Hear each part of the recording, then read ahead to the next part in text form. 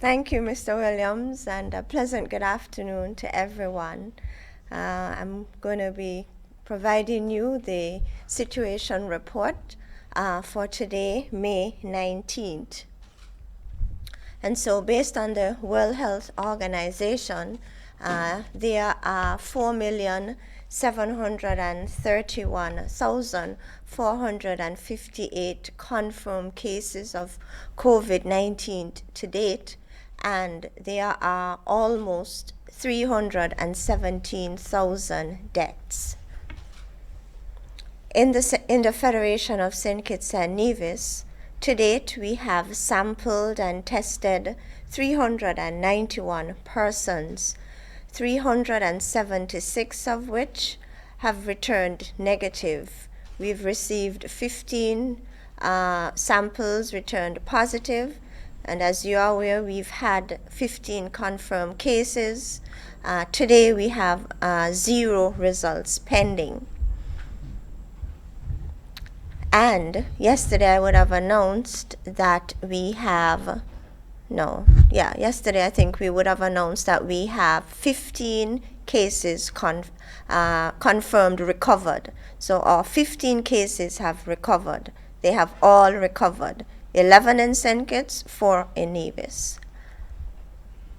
Now, in terms of what's happening in our quarantine sites, we have 3 persons to date in quarantine, and 814 persons would have been released from quarantine. Now, for today's bulletin, COVID-19 bulletin, we are going to be looking at the topic COVID-19 and vitamin D. Now, scientists at the Northwestern University are presently investigating the link between vitamin D and COVID-19. So these scientists are looking at data from hospitals and clinics in the East, meaning China, South Korea, Iran, and clinics in Europe, namely Italy, Spain, France, Germany, United Kingdom, and even North America. And they noted that patients from countries with high COVID-19 death rates, like Italy and Spain and the United Kingdom, these patients had lower levels of vitamin D compared with patients in countries that were not as severely affected. So what they're saying is that there's a correlation between vitamin D deficiency and COVID-19 mortality. So there's a strong correlation between persons having low levels of vitamin D and having a cytokine storm. So you're going to ask, what is a cytokine storm? This is really a condition marked by hyperinflammatory. It's a hyperinflammatory condition whereby your immune system is hyperactive or it's overactive.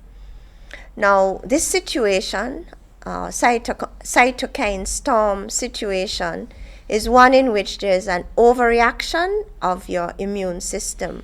There's an increase in production of cytokines, which are little proteins floating around in the blood, and these can severely damage your lungs, leading to acute respiratory distress syndrome, and they can also cause damage to other organs like your kidneys and can result in death.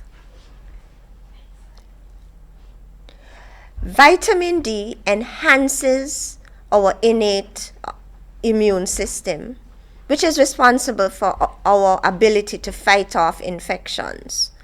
Vitamin D has been shown to modulate the white blood cells in our blood and inflammation-producing chemicals like cytokines. And these form a part of our immune response to germs like viruses that come into our bodies. Vitamin D prevents our immune system from becoming dangerously overactive. So now these studies have shown an association between vitamin D and COVID-19. but not necessarily a causative link. So in other words, more research is required to explore this association. In other words, based on our knowledge at this time, we cannot draw the conclusion that taking vitamin D is going to prevent you getting COVID-19. So now, how do you tap up on your vitamin D levels? So there are 3 ways in which you can increase your vitamin D levels. 1, through sunlight, or through eating foods that are rich in vitamin D, or through taking supplements. So let's talk about sunlight. Vitamin D is created when cholesterol in our skin is converted by direct sunlight. However, I need to warn you that if you stay in the sun for prolonged periods of time, especially the midday sun, you can increase your risk of developing skin cancer. And so you need to be reminded that there is a delicate line between balancing the beneficial effects of sunlight exposure while avoiding its damaging effects. Diet. Only a handful of foods contain vitamin D, and such foods include salmon, mackerel, herring, sardines, red meat, and even eggs.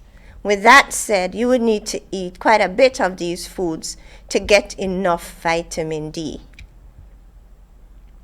Supplements. Vitamin D is also available through supplementation.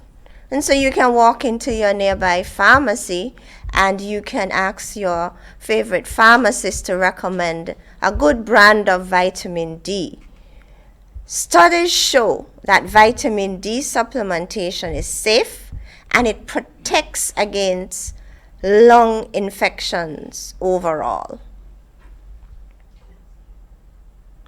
In conclusion, having healthy levels of vitamin D can protect patients against the severe complications of COVID-19, including death. I repeat, having healthy levels of vitamin D can protect patients against the severe complications of COVID-19, including death. I thank you.